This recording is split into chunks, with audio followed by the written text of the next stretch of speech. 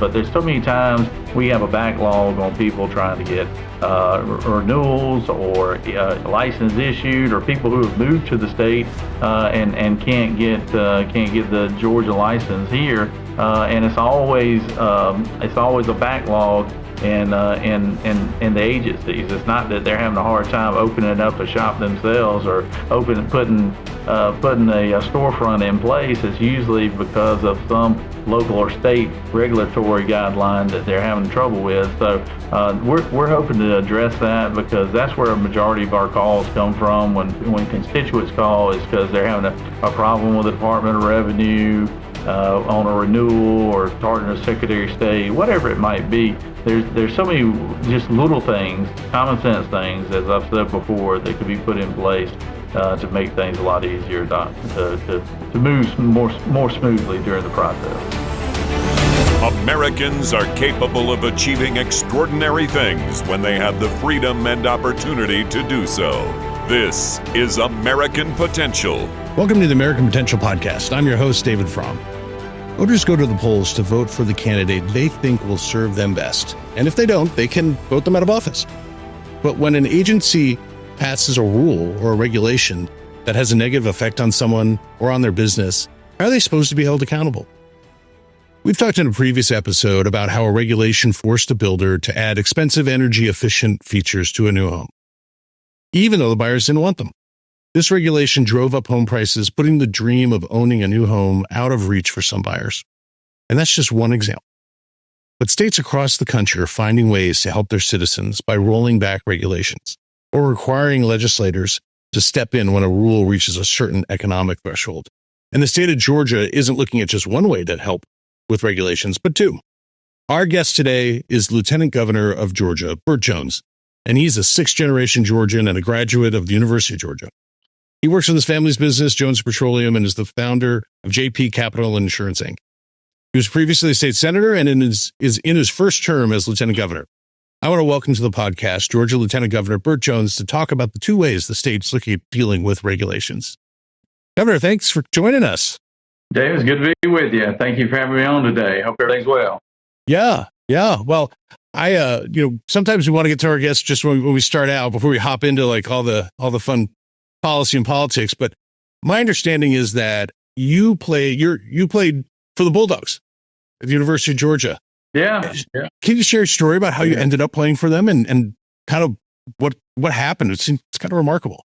Yeah, I mean, well, I was originally a walk-on to the University of Georgia back when Coach Jim Donnan was head coach, and then after I joined the team after the first year, I was able to earn a scholarship and get significant playing time, and enjoyed my time there at the University of Georgia. I tell everybody we weren't as good back then as they are nowadays. I was one of those guys that probably wasn't big enough, fast enough to play at the Division I level, but just powered through all those naysayers and ended up as team captain once I graduated as a senior in 2002. So it was a good story, and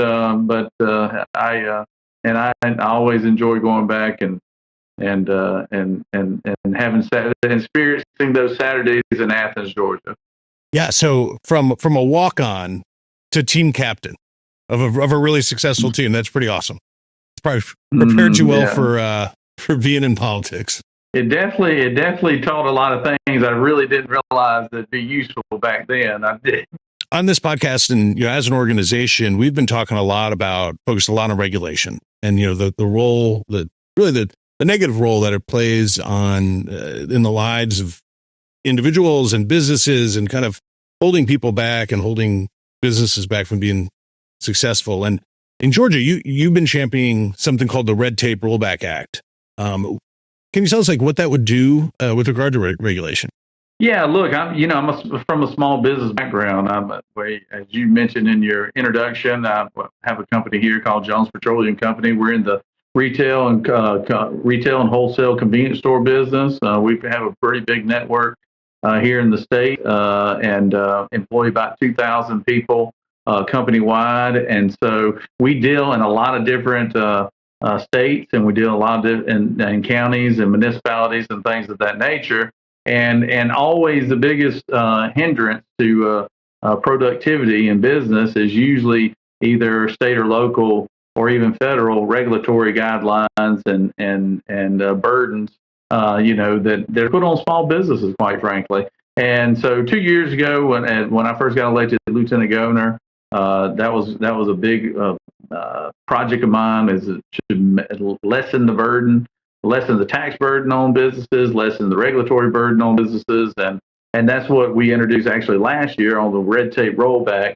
Is basically telling every state agency they're going to have a reset on their regulatory guidelines, because we do a good job at the legislatures of adding more regulatory guidelines, but we don't ever do a good job of eliminating some. And I said that the best way to do it is to have a reset on those regulatory guidelines every 4 years to make state agencies running more efficient, to allow businesses to prosper better. And that's what we did. We passed it out of the Senate last year, and it was held up in the Georgia State House. This year we came back, and it had actually, David, it had bipartisan support last year, believe it or not. Governor, as you know, we've been talking a lot of episodes about the push across the country and nationally to stop overregulating people. I mean, right. I know that you as a small businessman really know that regulations are so detrimental to people being able to grow their business, and sometimes are really punitive. And you've I think last year called the Red Tape Rollback Act, now Georgia Doge, which I love the name. What is the nature of that? What would that bill do, and what would that legislation do, and how would it benefit Georgians?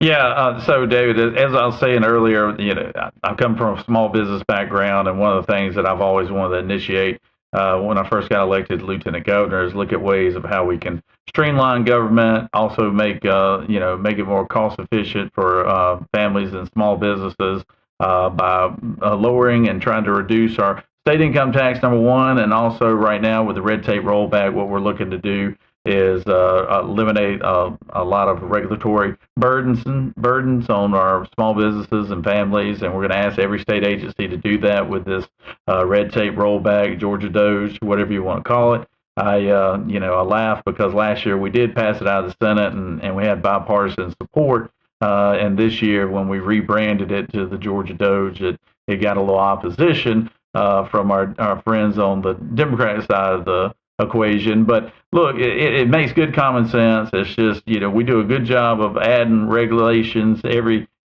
so often to the agencies. We don't do a good job of taking them away when they're not needed anymore. What the Red Tape Rollback would do is exactly that. It would basically set in posture every 4 years, where you would have a reset in every agency on regulatory items, and only the regulations that those agencies need to use or would be the ones that they could add back to that. And we put a threshold in there as well, where anything that exceeds a $1 million threshold, and depending on the agency, they would have to get sign off from the legislative body.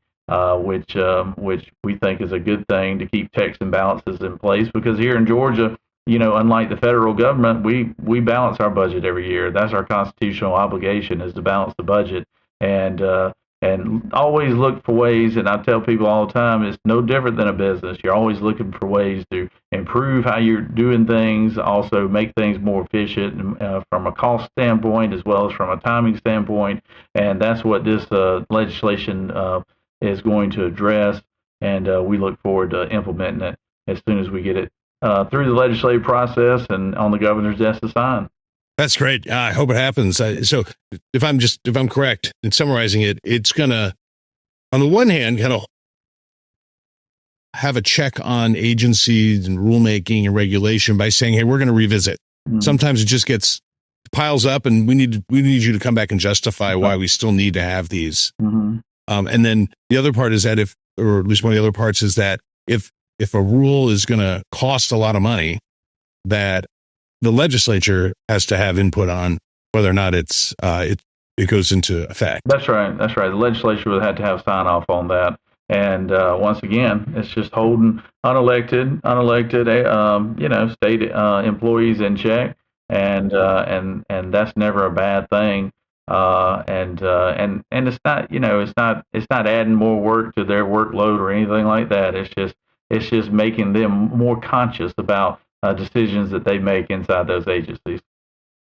So how did where did the idea come from? I mean, I know we're doing it in other places, but how did you come to embrace this legislation and help lead on it? Look, I came up with the concept just simply because having worked, having a company that does business in multiple states and does business in multiple counties and municipalities, jurisdictions, we see firsthand some of the stipulations or guidelines, from permitting processes to engineering requirements to all these things that just, like I said, just add a lot of red tape and a lot of unnecessary time and money to projects. I've seen them up close and personal, and a lot of times people won't even know how the rules got there or who implemented them, but they're on the books, and so they got to follow them. And so my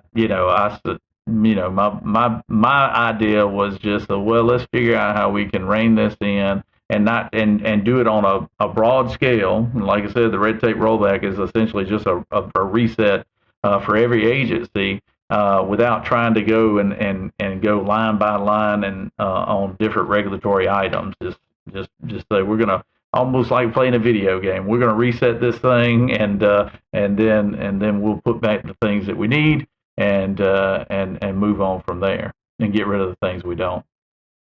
How would you characterize just the amount of regulation or rules that kind of come through, are applied every year? A bit, depending on the agency. I mean, look, I always tell people every legislative session we pass more bills than we can enforce. We have more laws on the books than we'll ever need. And I always try to encourage our elected officials, our legislators, like, look, you don't have to justify your position by passing more rules, more laws. Sometimes it'd be good to repeal some laws, and they might like you more back home if you do that, instead of always feeling like you have to validate yourself by passing more laws and regs and things of that nature. It just makes it more difficult on business and families, and so I've always been a big believer. Even when I was in the legislature, I never carried much legislation because I don't believe in expanding the size of government. I always think that the people elect us to be good stewards of their tax dollars. Amen. Yeah, I love to hear folks who serve in the legislature then or executive positions say that, because it means we're starting from a great place. Yeah, exactly. We can even disagree over stuff in the future, but if we're starting at that place, we know that we're hopefully moving in the right direction. How do you see this? I mean, obviously, we hope that it will allow businesses to, grow and not overregulate. But is there any practical ways or just other ways that you envision this benefiting businesses and individuals in Georgia?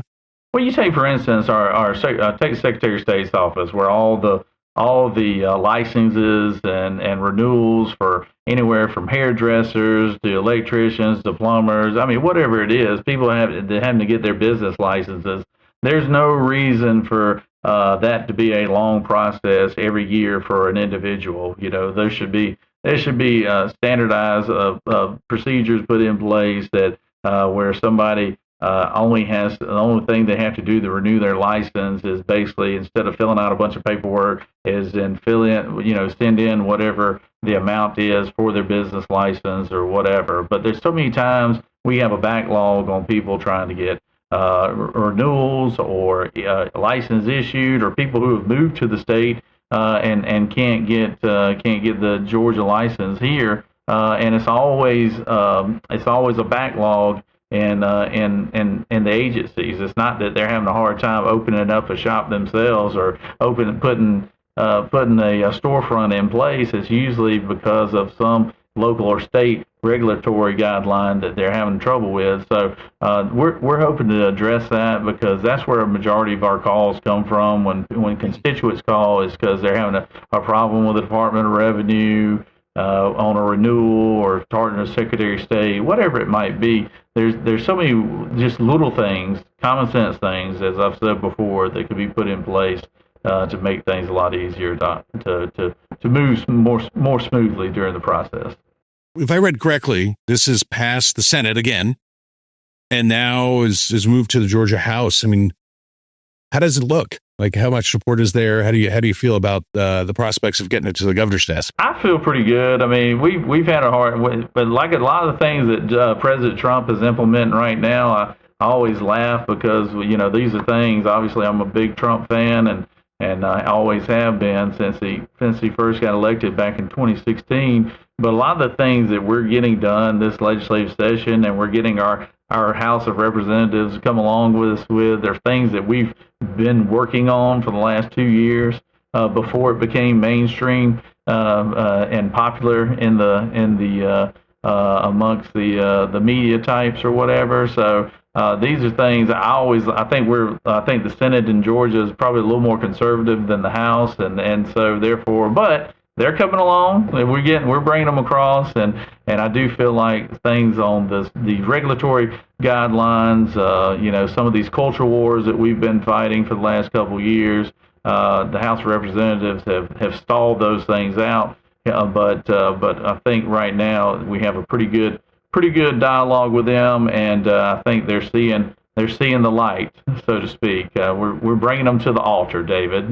So that's all you can do. So we're getting it done, and I think we'll have it done before we sign out 1st of April. Well, I know that a lot of I know as kind of a political observer over the last decade that Georgia has been in the midst of political fights for a number of years now, and it's going to be in the next years.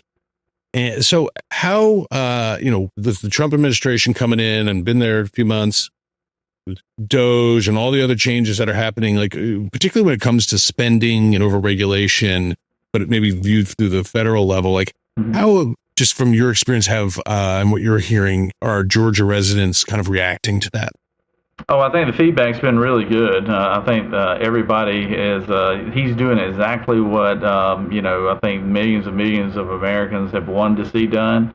If you watched him last night in the joint session, and he was naming off all the things, all the tens of billions of dollars of American taxpayer dollars that have gone to all of these foreign projects that serve no purpose or no real use or value to the American taxpayer. I think it's got a lot of people excited about the future of the country, quite frankly, because us folks here on Main Street have been saying for a long time that the priorities are the priorities in Washington D.C. do not align with the priorities here in Main Street America, and for what he's doing right now, addressing a lot of these issues, whether we're talking about the border, we're talking about wasteful